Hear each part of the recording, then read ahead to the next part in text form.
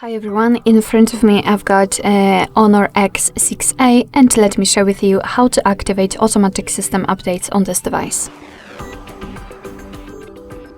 So let's start with opening the settings, and here we have to scroll down to the very bottom to find About Phone. Now let's keep tapping on the build number until you'll see that you're in the developer mode, and if you want to learn more about this mode, simply check our tutorial about it.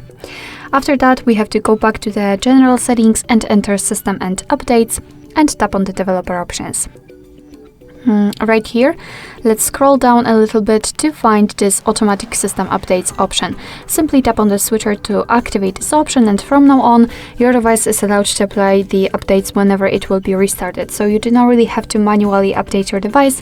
However, remember about restarting it from time to time, so it will basically have a chance to download and apply the updates. Of course, you can turn off this option the same way, just by tapping on the switcher.